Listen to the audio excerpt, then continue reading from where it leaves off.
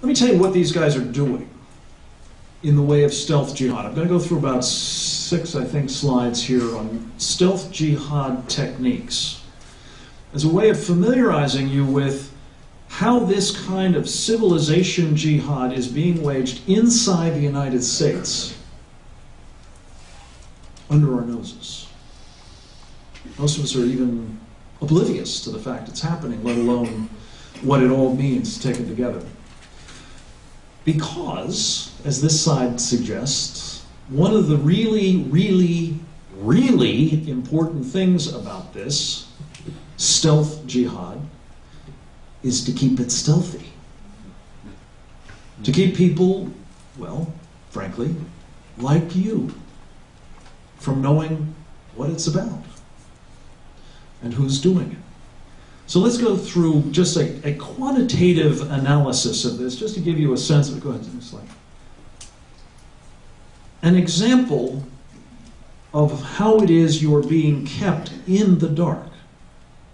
Okay, as I say, this is a crude technique, but it was a way to just sort of measure the use of terms that would inform us about the problem.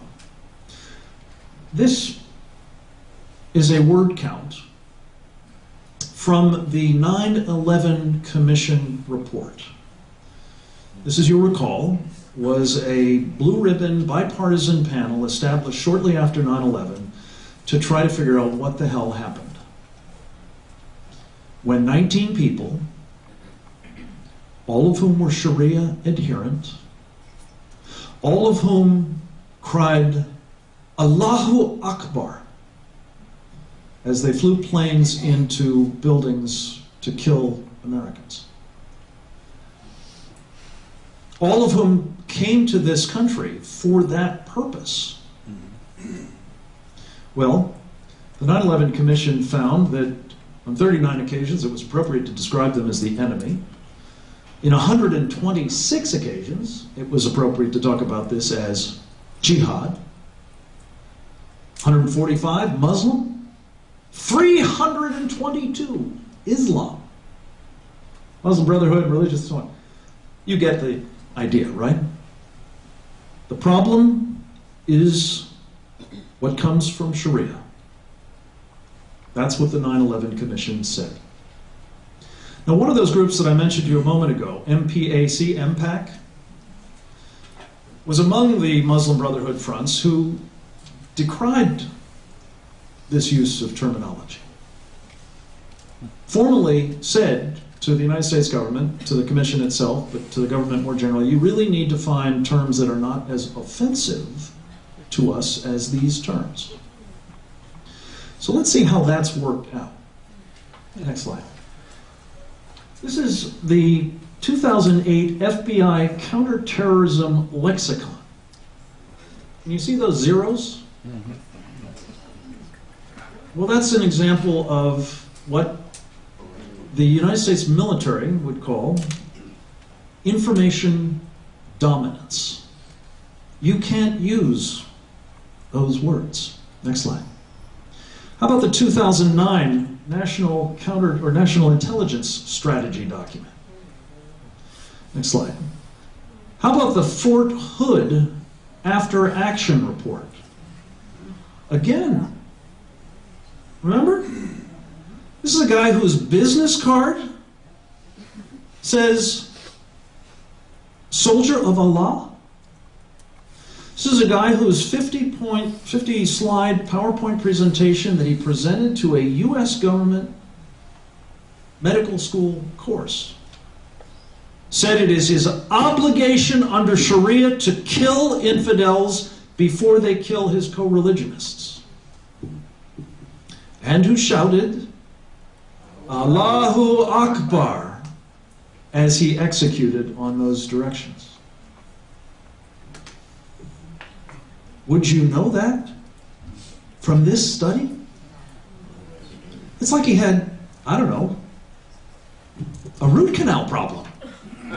It had nothing to do with Islam, let alone Sharia or jihad or Islamic terrorism. I mean, the thing that's really stunning to me is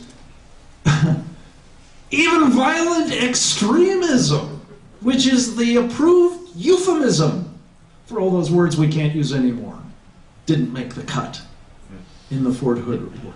So how on earth are people like you, I mean, assuming you'd read any of this stuff, but how on earth is anybody supposed to understand the nature of the enemy? Well, the point is, folks, you're not supposed to understand the nature of the enemy. That is really exactly the point.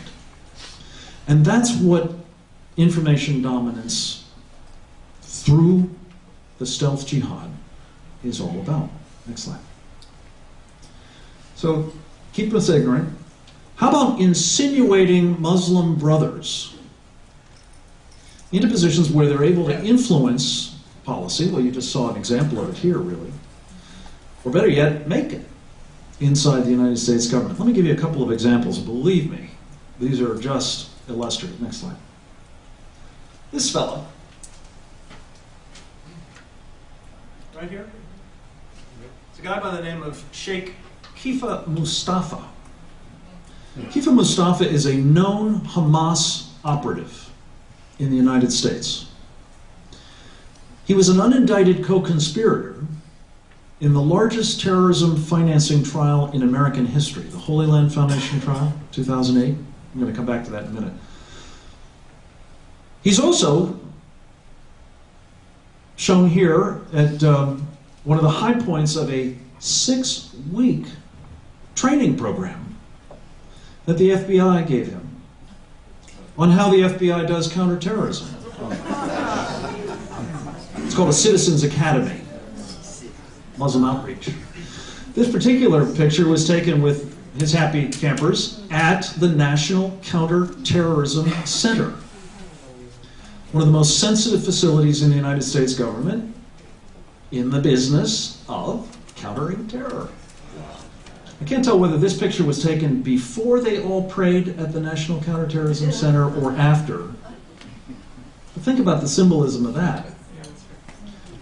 Kifa Mustafa, graduate of the FBI Citizen Academy, and actually the Academy is pleased as punch. I mean, the FBI is pleased as punch that he was there because they say he's an important figure in the Palestinian American community. And indeed he is. He's Hamas! Right? Okay, next slide. This character is named Hatem Abudaya. This was not taken at the White House, though he was there in April for a very small conclave to talk about issues of particular concern to the Muslim American community. The other day, his house was raided by the FBI on the grounds that they believe he is involved in terrorism, not only in the Middle East, but actually with the FARC, the narco-traffickers out of Colombia. Another leader of the community that we want to reach out to. Next slide. This is a picture, I don't know if you can make much sense of it, it's a little grainy, but this is a weekly prayer service held by the Congressional Muslim Staffers Association. Didn't know you had a Congressional Muslim Staffers Association? Well, you do, and it's been going on since about 9/11, actually. And every week they have an event like this where they all pray in the United States Capitol. Let me introduce you to some of the folks who've been involved in those prayers in the next slide.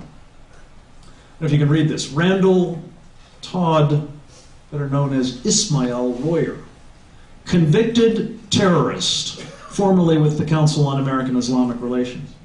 Anwar Hajjaj, another Hamas guy, formerly ran the Taiba International Aid, designated as a terrorist financing organization. Nihad Awad, president of CARE, also Hamas operative. We know this because the FBI had surveillance on the meeting where they started CARE. And they've testified in court that these guys were all Hamas leaders. SM Omesh, Muslim American Society, remember the felon-led group that's the political arm? He's famous for actually saying he's in favor of the jihad way. How about Tariq Ramadan? That's a name you probably have heard. He was barred from this country for 6 years under the previous administration, but Hillary Clinton personally said, no, let him come in. So he came in and prayed with the Congressional Muslim Students Association. He's the grandson of the founder of the Muslim Brotherhood and is one of its principal exponents, based in Europe, but now spending a lot of time in this country, thanks to Mrs. Clinton. Sayam al-Mariyati, MPAC, remember MPAC, the one that didn't like that offensive language being used? He was actually bounced from a national counter-terror outreach program by the former majority leader of the House of Representatives because of some comments that he made that demonstrated a fairly high degree of sympathy for terrorism. And then there's this fellow, Jori Abdul Malik.